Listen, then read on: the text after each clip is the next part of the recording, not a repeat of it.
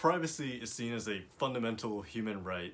Many tech companies, such as Apple, go to great lengths to ensure that our privacy is protected, and we feel uncomfortable with the idea that our privacy may be violated. But why do we feel that way, and what exactly is privacy? One modern view of privacy was proposed by post-Enlightenment philosopher Jeremy Bentham. Bentham proposed the thought experiment of the panopticon world, a hypothetical world in which there are no physical barriers and everybody can see what anybody else is doing at all times. In such a world, information would no longer be a commodity at all, as everybody would be able to know anything about anybody else at a given time.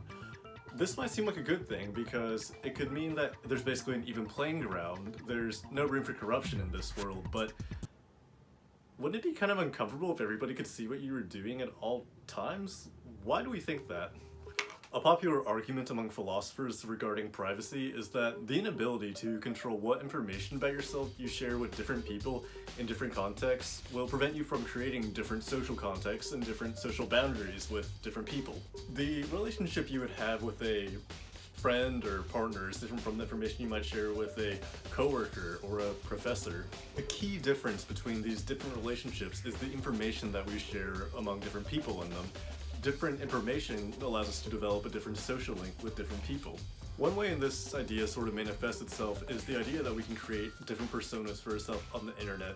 We're sort of uncomfortable with the idea that an employer might find our Twitter or that a friend might find our Reddit. Because of this, doxing, or the practice of leaking somebody's information on the internet when they don't want it to be, has become a major concern on the internet.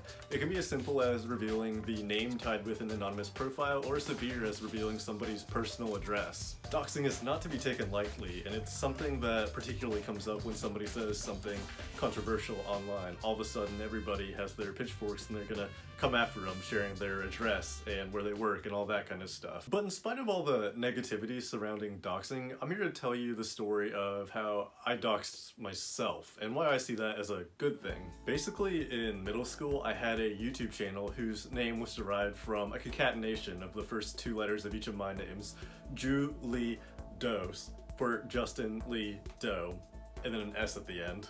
I never took the YouTube channel down, which was pretty bold of me because, let me remind you, I was in middle school, and middle schoolers are famously bad at everything. Even though there was surely a goldmine of embarrassing content on there, I never took it down for some reason. I felt like it was, I don't know, part of me or something. But I always feared that someone would find this online persona, Julie Dose, and tie it to the real me, the contemporary me. What made things even scarier is this is a username I actively use on other websites now. In spite of this, I became tired of the fear that somebody would find my channel or the notion that I had something to hide when really it's just embarrassing middle school stuff. Everybody has embarrassing middle school stuff, and I am me, and I shouldn't be afraid to expose myself to the rest of the world. People may think differently of me if they know more about me, but I find that better than pretending to be something I'm not. So now, I don't mind if people find out about my other online selves. It can get a little weird sometimes. The information I shared in this video is nothing new. It's anything that could have been found out about me if you put in a little bit of digging. But one time I posted on Twitter about asking for a graphic for this YouTube channel, and later that day somebody posted on one of the threads that I made on Reddit referencing this tweet that I made. So that was a little weird, but it really emphasizes that at the end of the day, anything I do online can come back to me, so I should be intentional about everything I do.